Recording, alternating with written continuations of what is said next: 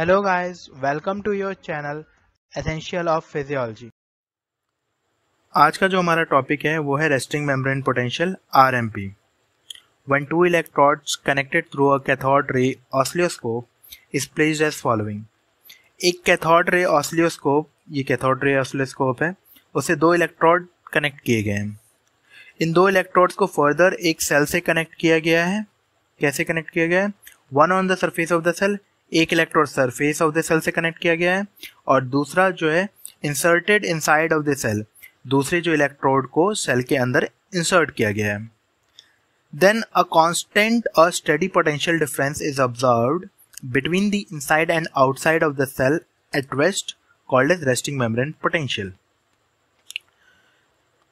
जब हम एक इलेक्ट्रोड को सेल की सरफेस और दूसरे इलेक्ट्रोड को सेल के अंदर इंसर्ट कर देंगे तो यहाँ पर जो पोटेंशियल डिफरेंस ऑब्जर्व होगा उसे कहेंगे हम रेस्टिंग मेम्ब्रेन पोटेंशियल। क्योंकि जो ये सेल है वो एक्साइटेड नहीं है, दैट मीन्स कि ये सेल क्या है, रेस्टिंग स्टेज में है। रेस्टिंग स्टेज में जो पोटेंशियल डिफरेंस जनरेट होगा मेम्ब्रेन पे, that is the resting membrane potential RMP। Membrane potential term सभी सेल के लिए डिफाइन है, but resting membrane potential mainly हम उन्हीं सेल के लिए डिफाइन करते हैं जो सेल एक्साइटेबल है। मेनली इसमें कौन सी सेल्स आती हैं? तो इसमें दो सेल हैं, nerve cell and muscle cell. So resting membrane potential mainly किसके लिए डिफाइन है? नर्व सेल और मसल सेल के लिए। अगर आपको मेम्ब्रेन पोटेंशियल के बारे में और ज़्यादा डिटेल चाहिए तो आप नीचे डिस्क्रिप्शन में दी हुई वीडियो को देख सकते हैं। RMP की डेफिनेशन देखने के बाद हम देखते हैं कि RMP का जनरेशन कैसे होता है, that is origin of RMP। एक सेल कंसिडर करते हैं, that is skeletal muscle cell. We know that कि स्केलेटल मसल सेल का जो RMP है वो है -90 millivolt.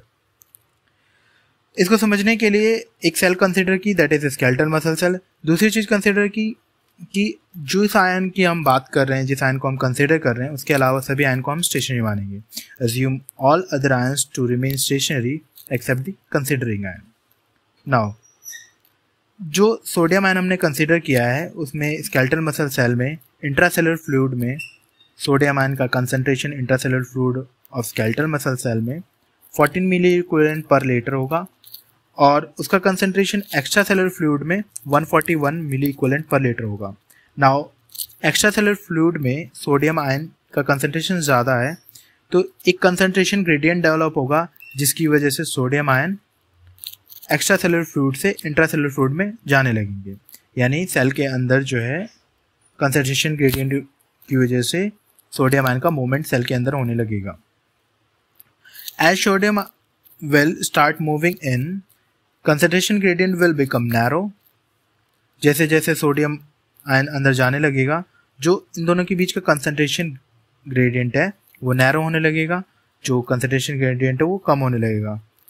Now a large positive charge is going in, after a while an electric gradient has been created across the membrane. धीरे धीरे जो है अंदर एक लार्ज पॉजिटिव चार्ज क्रिएट हो जाएगा, क्योंकि बहुत सारे सोडियम आयन अंदर जा चुके होंगे कुछ टाइम बाद, तो अंदर बहुत सारा पॉजिटिव चार्ज की वजह से एक इलेक्ट्रिक ग्रेडियंट डेवलप होगा। अंदर पॉजिटिव चार्ज है, सोडियम आयन भी पॉजिटिव है, सोडियम आयन भी पॉजिटिव है, तो सोडियम आयन को अपोज करने के लिए एक इलेक्ट्रिक ग्रेडियंट डेवलप होगा जिसकी वजह से सोडियम आयन का जो मूवमेंट है इनसाइड द सेल वो कम होने लगेगा because of the opposition of electric gradient. Now at one point concentration gradient is equal to electric gradient, मतलब कंसंट्रेशन ग्रेडियंट एक पॉइंट के बाद इलेक्ट्रिक ग्रेडियंट के इक्वल हो जाएगा। अब ये पॉइंट जो है इक्विलिब्रियम का पॉइंट है, यानी नेट मूवमेंट जो है सोडियम का रुक रहा है। नेट मूवमेंट सोडियम का क्यों रुका? मूव क्यों हो रहा था सोडियम आयन अंदर? कंसंट्रेशन ग्रेडियंट की वजह से। अपोज कौन कर रहा है? Electric gradient. नाउ जब कंसंट्रेशन ग्रेडियंट और इलेक्ट्रिक ग्रेडियंट इक्वल हो जाएगा तो ये एक दूसरे को बैलेंस कर लेगा। नाउ सोडियम आयन का जो मूवमेंट है stop, concentration gradient become equal to electric gradient and sodium movement stops. No net movement of sodium ion, sodium ion का कोई नेट मूवमेंट नहीं होगा। Now at this point charge on the membrane क्या होगा? जो charge अंदर membrane का होगा वो होगा पॉजिटिव चार्ज, क्योंकि बहुत सारे सोडियम अंदर जा चुके हैं। By Nernst equation EMF is equal to +-61 into log C1 upon C2। यहाँ पर C1 जो है कंसंट्रेशन इन ECF और C2 जो है कंसंट्रेशन इन ICF। ये EMF एक आयन के लिए, प्लस हम कटायन के केस में लेंगे एंड अनायन के केस में माइनस लेंगे। सो सोडियम आयन के लिए EMF क्या होगा, +61 इंटू लॉग 141 अपॉन में 14। सो 14 इंटू 10 140 होता है, तो 141 नियर बाय होगा, सो यहाँ पर ये 10 आ जाएगा, ऑलमोस्ट 10 आ जाएगा। And 61 into 1 that is equilibrium potential of sodium ion is +61 millivolt. Equilibrium potential of sodium ion का मतलब क्या है कि +61 मिलीवोल्ट जब मेम्ब्रेन का पोटेंशियल होगा तो नेट मूवमेंट जो है सोडियम आयन का स्टॉप हो जाएगा। That is called equilibrium potential for sodium ion. So when membrane potential will be +61 millivolt, then there will be no net movement of sodium.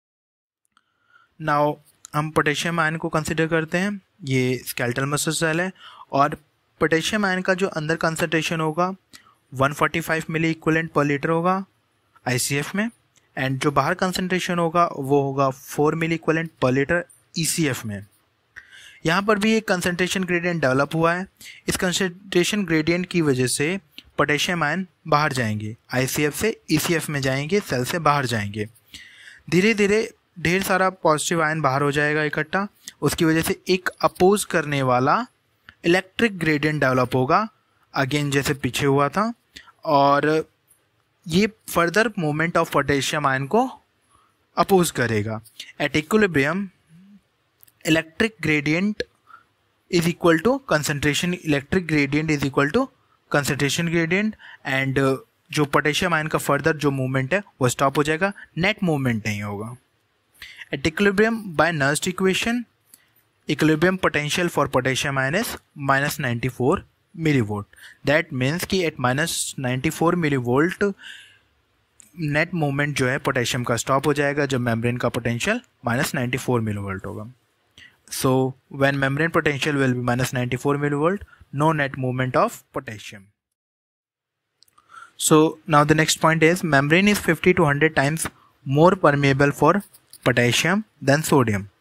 So when both sodium and potassium move, main contributor for the membrane potential at equilibrium is potassium. So it drags the membrane potential towards its equilibrium potential. जो membrane है वो 50 to 100 times more permeable है for the potassium ion. सो जब sodium और potassium ion दोनों का ही contribution हम membrane potential में कंसीडर करेंगे तो उसमें पोटेशियम आयन का कंट्रीब्यूशन ज़्यादा होगा। क्यों?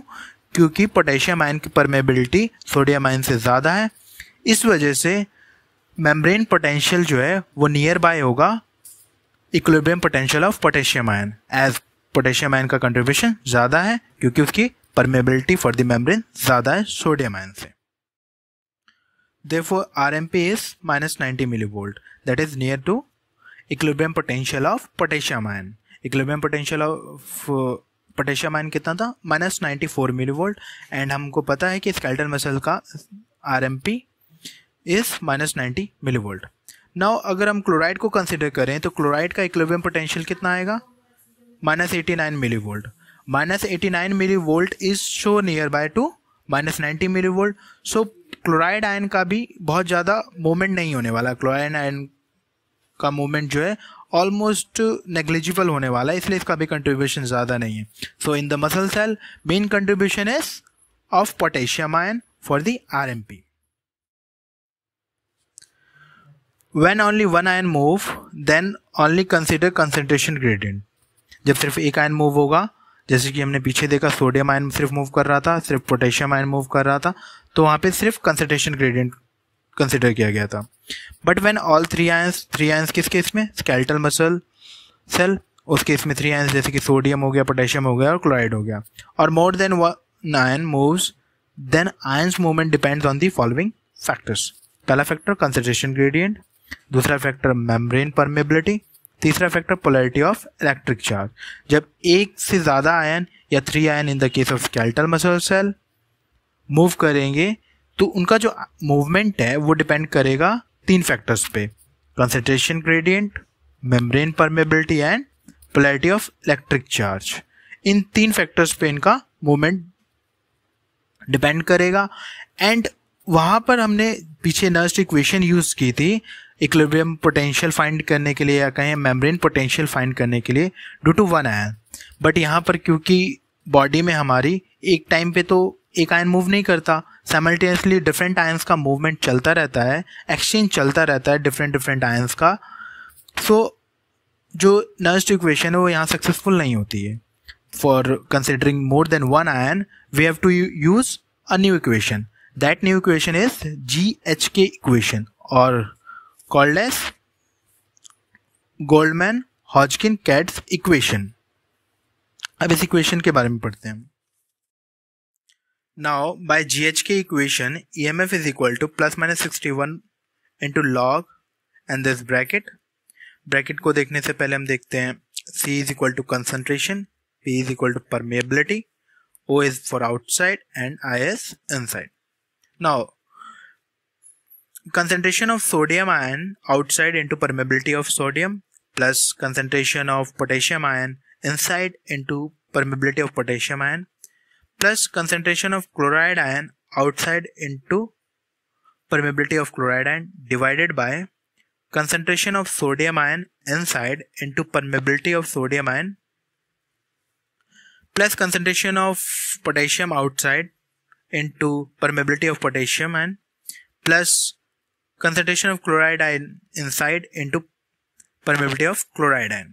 इससे हम जो EMF कैलकुलेट करेंगे या फिर RMP कैलकुलेट करेंगे वो आएगा -86 millivolt. Now we know that कि स्केलेटल मसल सेल के लिए जो RMP होता है -90 मिलीवोल्ट है, बट GH के इक्वेशन से जो हमने कैलकुलेट किया वो है -86 मिलीवोल्ट। नाउ इसमें जो डिफरेंस आ रहा है वो है -4 मिलीवोल्ट का।